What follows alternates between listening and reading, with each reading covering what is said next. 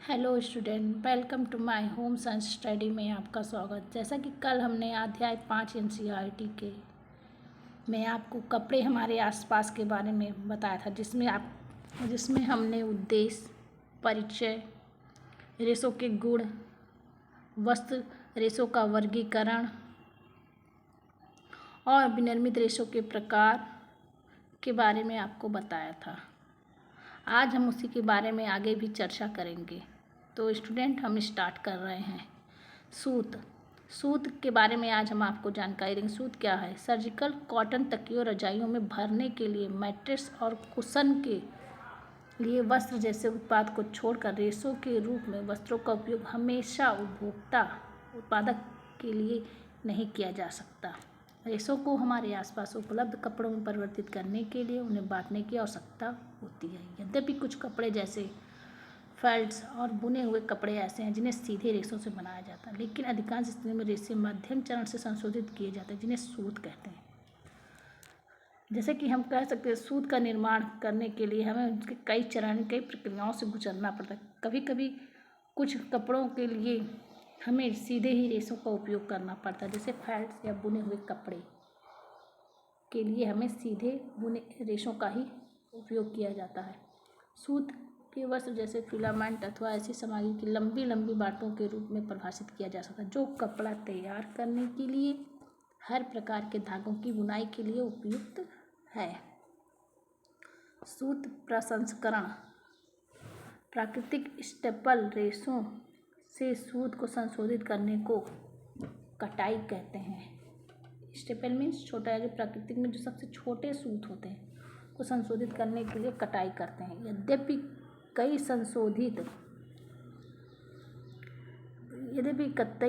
कताई संशोधित करने का अंतिम चरण है। पहले सामान्यतः युवा अविवाहित लड़कियों बेहतरीन सूत की कटाई करती थी, क्योंकि उनको उंगलियां दक्ष होती थी। इस संदर्भ में अविवाहित महिलाओं के लिए स्पेंस्टर का उद्भव हुआ।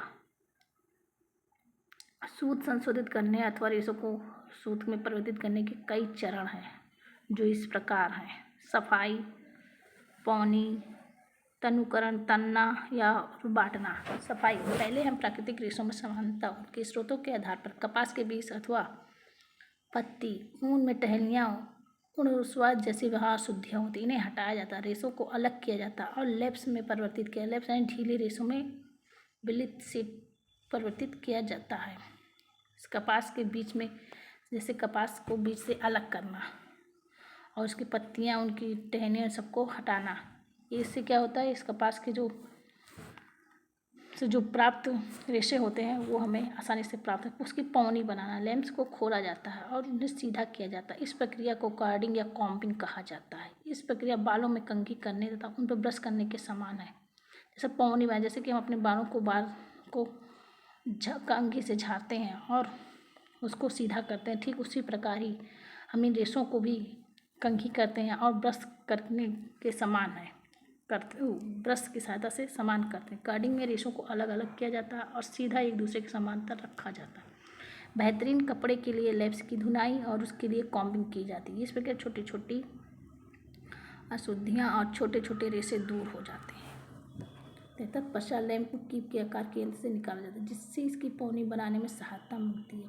पूनी खुले रेशों को रस्सी जैसा ढेर होता है, जिसका व्यास 2 से 4 सेंटीमीटर होता है। पौनी का व्यास कितना होता है? 2 से 4 सेंटीमीटर होता है। तनुकरण और तनना और बांटना, इसमें अब चूंकि रेशों को लंबे तंतुओं में परिवर्तित कर दिया जाता है और उन्हें अपेक्षित आकार में बदलने जाने की आवश्यकता होती है, इसे तनुकरण कहा जाता है। तनुकरण उसे कहते हैं जैसे रेशों को, जब छोटे छोटे रेशों को लंबे तंतुओं में परिवर्तित कर दिया जाता है, तो इसी को तनुकरण कहा जाता है। समरूपता है।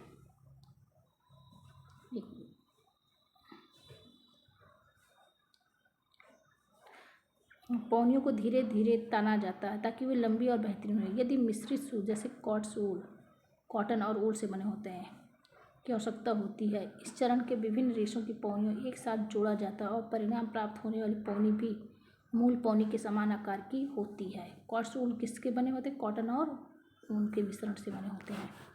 नेक्स्ट, तने के तत्पश्चात पौनी की रोमिंग मशीन में डाला जाता है, जहां इसे तब तक तंतु किया जाता है जब तक कि अपने मूल व्यास 1/4 1/8 के माप की नहीं हो जाती। रेशों को जोड़ने रखने के लिए उन्हें और बांटा जाता है। अगली कताई इसमें तंतु को रूप में अंतिम आकार दिया जाता है। इसे अपेक्षित शुद्धता के लिए फैलाया जाता है और वांछित मात्रा में गूंथा जाता है और शंकु पर लपेटा जाता है। इस सभी विनिर्मित रेशों को तंतु के रूप में तैयार किया जाता है। एक तंतु से भी सूत बनाया जा सकता है या बहुत सारे तंतुओं को मिलाकर उसे गूंथ कर एक सूत बनाया जा सकता है। तंतु यानी रेशे। तंतु को स्टेपल लंबाई के रेशों में काटना भी संभव है। तत्पश्चात उनकी कटाई की स्टेपल छोटे रेशों में काटना भी जा सकता है। तस्वीर की कटाई भी जैसे प्राकृतिक रेशों में किया जाता है। कटा हुआ स्पंज सूत कहलाता है। जब मिश्रित कपड़ा सम्मिश्रण की आवश्यकता होती है तो टेरिकॉट किससे बना हो? टेरिलीन और सूती से बना हुआ होता है। वहीं टेरिवूल टेरिन और ऊन से होता है। पॉलीकोट रेयॉन और सूत का। तो तब स्टेपल लंबाई के रेशे की आवश्यकता होती है। स्टेपल लंबाई के रेशों की आवश्यकता किसमें होती है? जैसे टेरिकॉट टेरिवूल और पॉलीकोट में होती है। सूत संबंधित परिभाषित शब्दावलियाँ। सूत संख्या अपने धागे की रीलों के लेबल कुछ संख्या 20 30 40 इत्यादि देखी होंगी। यदि आप ध्यान से देखें तो उसमें धागा कितना अच्छा है तो उसको आप पता चलेगा। अधिक संख्या वाली रील अधिक अच्छी होती है। रेशों के भार और उसमें बनाए गए सूत की लंबाई के बीच निश्चित संबंध ऐसे सूत संख्या कहा जाता है। सूत की बेहतर का सूचक है। धागों की रील की संख्या कितनी होती है? 20 30 और 40 इत्यादि से देखिए घटी बढ़ी दिखाई जा सकती है। सूत की बाटें। जब रेशों को सूत में बदला जाता है तो रेशों के साथ जोड़ने के लिए बाटें बनाई जाती हैं। इन्हें ट्विस्ट प्रति इंच कहा जाता है। ट्विस्ट में यानी किसी भी चीज़ को मोड़ना, यानी कैसे आप देखे होंगे रस्सियों को एक दूसरे से लिपटा हो, वो क्या है? वो ट्विस्टिंग करना होता है। ढीले बटे हुए सूत मुलायम और अधिक चमकीले होते हैं, जबकि कसकर बटे गए सूत लकीरें होती हैं। जींस का डेनिम इसके उदाहरण है। सूत और धागा मुद्दा समान होते हैं। सूत शब्द अक्सर कपड़े के लिए उपयोग किया जाता है, जबकि धागा कपड़े को जोड़ने के लिए उपयोग किया जाता है। कपड़ा उत्पादन। बाजार में कई प्रकार के कपड़े उपलब्ध हैं, जिसके रेशों की मात्रा, सूत के प्रकार और विभिन्न कपड़ों में भिन्नता होती है। कपड़े को हम अपनी संरचनाओं के आधार पर अंतर कर सकते हैं, यानी अर्थात उसकी संरचनाओं के आधार पर हम अंतर देख सकते हैं।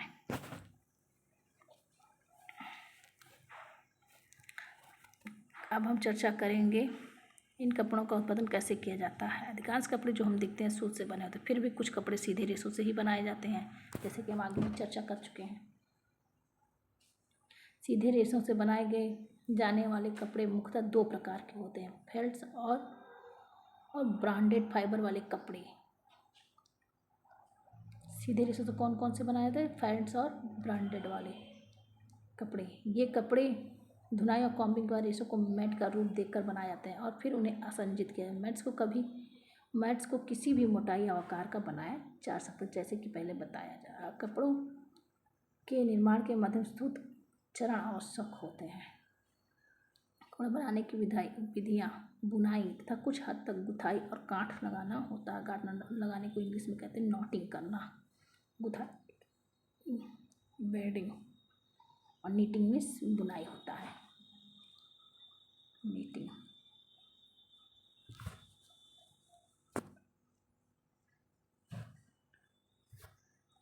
बुनाई यह वस्त्रकला का सबसे पुराना रूप है, जिसका उपयोग आरंभ में चटाइयों और टोकरियों बनाने के लिए किया। बुने हुए सूत से 2 सेटों का उपयोग किया, जिन्हें समकोण एक दूसरे से अतिरिक्त किया ताकि यह सुसंहत निर्माण किया जा सके। इसे करघा मशीनों पर किया। सूत कि एक सेट को करघे पर लगाया था। जो बुने जाने वाले कपड़े लंबाई निर्धारित चौड़ाई ताना सूत कहलाता है। करघे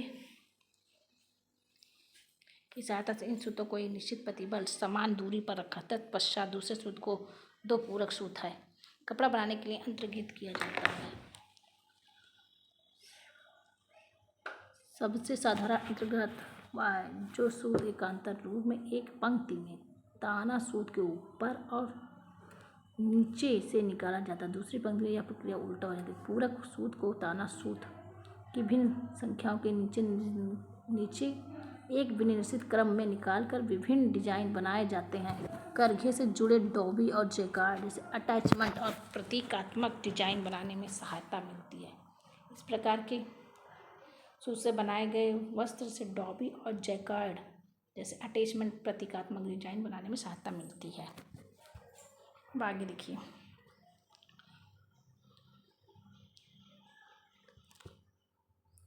कहीं कहीं इसकी बुनाट वैसे ही होती जैसे हम तौलिया में देखते हैं अथवा मखमल के कार्डियास को देखते हैं, जैसे काटा गया हो। बुने हुए कपड़े की सूत की दिशा ग्रेन कहलाती है।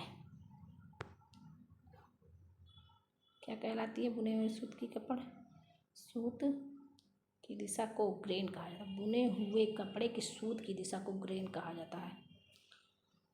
ताना सूत लंबाई के ग्रेन की ओर और किनारे की ओर होता है। पूरक सूत चौड़ाई के ग्रेन तथा बैठ की ओर जाता है। अतः बुने हुए कपड़े में लंबाई और चौड़ाई और बाना का कहा जाता है।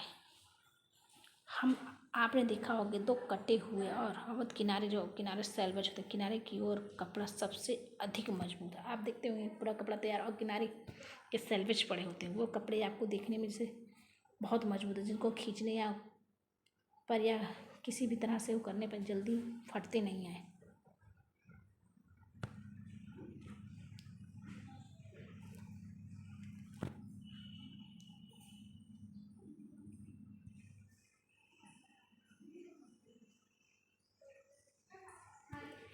ऊन की बुनाई सूत में कम से कम एक सेट की इंटरलूपिंग की नीटिंग करते हैं या सपाट कपड़े के लिए 2 सलाइयों और गोलाकार कपड़े के लिए 4 सलाइयों के उपयोग से हाथ द्वारा भी की जाती है। मशीन पर भी नीटिंग की जाती है, यानी बुनाई हम मशीन द्वारा भी कर सकते हैं और हाथों द्वारा भी कर सकते हैं। पर हाथों द्वारा हमें 4 सलाइयों की आवश्यकता होती है, वही मशीन पे आप करेंगे तो सिंपल से सुई की सहायता से किया जा सकता है। इस प्रकार में नीटिंग वाली सलाई मशीन बेड के साथ फंदे डाले जाते हैं। प्रत्येक अगली पंक्ति पिछली वाली पंक्ति के फंदों के साथ इंटरलूपिंग से बुनाई की जाती है। सामग्री की चौड़ाई के साथ साथ सूत आगे बढ़ता जाता है और इसलिए इसे पूरक और वेफ्ट नीटिंग कहा जाता है। जो इंटरलूपिंग से बनाई जाती है उसे वेफ्ट एंड पूरक नीटिंग कहा जाता है।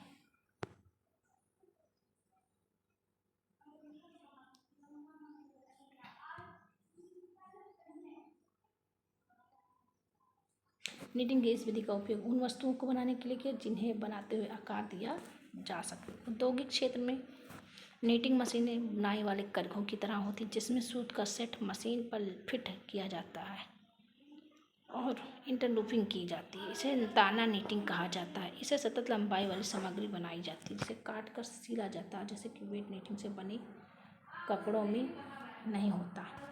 बुने हुए कपड़े तेज़ी से बनाए जा सकते हैं क्योंकि इसमें फंदे होते हैं, इसलिए इसमें अधिक सुन्नता होती है और चुस्त वस्तुएं जैसे बनियान, अंडरवियर, जुर्बों और इत्यादि के लिए उपयुक्त होती हैं। ये सांद्र होते हैं और वायु मुक्त रूप से आ जाती है, आराम से घुमा फिरा जा सकता है। यह खेल के दौरान पहने जाने वस्त्रों के लिए सर्वाधिक इस प्रकार के वस्त्र खेल के दौरान पहने जाने वाले वस्त्रों के लिए सर्वाधिक उपयुक्त होते हैं। तो गाइस स्टूडेंट आज के लिए इतना ही। नेक्स्ट सेशन के लिए हमारे चैनल को लाइक एंड सब्सक्राइब करना ना भूलें। Thank you so much.